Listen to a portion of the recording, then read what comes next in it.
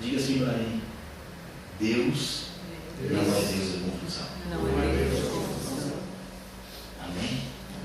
Deus não é Deus da confusão. Muitas vezes eu e você batemos onde não tem que bater. E perdoamos quem não tem que perdoar. Fizemos o inverso. Se você está caminhando e recebe uma pedrada, está caminhando lá, pô, leva uma pedrada nas costas, você vira para trás, não enxerga nada, pega a pedra, vê que tem aquela pedra, a gente te acertou, pega ela na mão e começa a encher de soco. Muitas vezes é assim que nós fizemos. Batemos no algo errado. Batemos naquele que temos que perdoar. E muitas vezes perdoamos aquele que temos que bater. Então, como saber? Como saber, pastor? Como Paulo sabia quem era para perdoar e quem era para bater? O apóstolo Paulo, quando escreve suas cartas, queridos, um dia ele diz assim para os discípulos dele: toma cuidado com fulano. Aquele cara eu entreguei ele para Satanás. Que palavras para sair da boca de um homem de Deus, hein? Aquele sujeito lá, toma cuidado com ele quando você entrar naquela cidade lá, porque eu entreguei ele para Satanás. Um homem cheio do coração, cheio do amor de Deus, como era o apóstolo Paulo, que muitas vezes apanhava dos guardas, levava surras homéricas, e mesmo apanhando, chegava lá buscar e queria falar do amor de Deus para eles. O mesmo apóstolo Paulo, queridos, que um dia ele diz assim: eu até suportaria me tornar maldito, me tornar amaldiçoado. Para quê? Para que esse povo acreditasse em Deus, para que esse povo tivesse a salvação de Deus. Esse homem, tu imagina, querido, o amor que tinha no coração do apóstolo Paulo, a ponto de ele dizer assim: eu me tornaria maldito, eu me tornaria anátema, para esse povo aceitar o amor de Deus. Sabe o que ele está dizendo? Eu morreria na cruz. Jesus morreu como um amaldiçoado, como um maldito. A Bíblia diz assim, que ele foi amaldiçoado na cruz. E o apóstolo Paulo está dizendo assim: eu aceitaria morrer da mesma maneira que ele, para que esse povo acreditasse nesse Deus que eu prego. Esse mesmo homem, amado, que tinha um amor tremendo, chega a um ponto que diz assim: ó, fulano eu entreguei para Satanás. Mas ele tinha algo que eu e você precisamos, para não fazermos confusão com o que temos que perdoar ou com o que temos que lutar. Porque muitas vezes nós estamos chutando o que não devemos chutar e estamos acariciando o que não devemos acariciar. Mas a resposta certa vem de Deus, do Pai das luzes. Amém? Amém. A resposta certa está na Bíblia, queridos. No capítulo 1 de Atos dos Apóstolos, se você tiver uma Bíblia aí, se você puder ir para o capítulo 1 de Atos dos Apóstolos. É o primeiro livro depois, ali, a primeira carta, depois do livro de João. Atos dos Apóstolos, capítulo 1.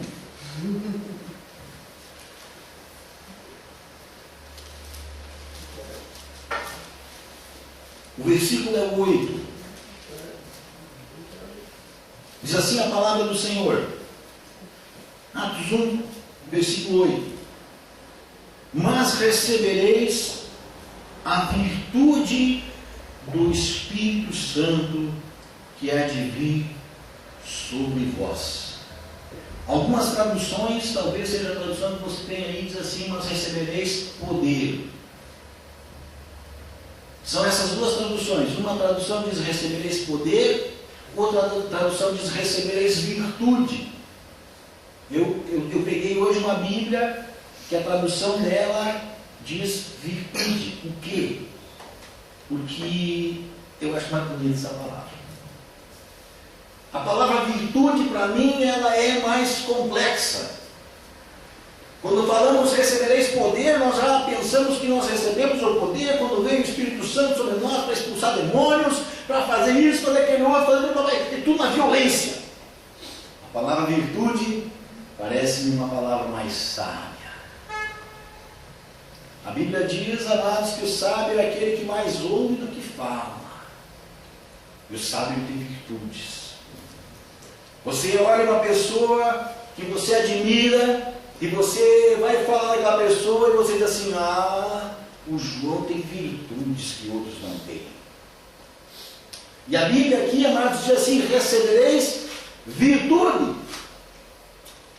Recebereis o poder, recebereis virtude, quando descer sobre vós o Espírito Santo. Queridos, eu quero traduzir isso para você. A Bíblia nos fala que os discípulos de Jesus, os 12, um dia eles foram enviados a Samaria. Jesus disse para eles, olha, vão a Samaria, vão na minha frente a Samaria. Samaritanos eram aquele povo que não se dava com o judeu. Samaritanos eram da Samaria. E Jesus assim para eles, olha, vocês vão na minha frente, vocês vão a Samaria e arrumem um lugar para nós passar a noite. Eles foram na frente e voltaram. Senhor, negativo. Ninguém nos deu pouso. Ninguém cedeu sequer um eirado para nós dormirmos embaixo. Ninguém cedeu um pátio para nós dormirmos embaixo. Quando viam que nós éramos judeus, diziam que não tinha lugar para nós. Senhor, o Senhor quer que nós mandemos descer fogo sobre aquele povo? Foi isso que eles falaram. E Jesus disse assim, não foi para isso que vocês vieram. Mas por que eles tomaram essa atitude? Eles já estavam fazendo o quê? Eles já estavam mandando fogo aonde Deus não queria que mandasse fogo. Quando você vai para frente, João capítulo 4, Jesus está lá falando com a mulher samaritana, à beira do poço de Jacó.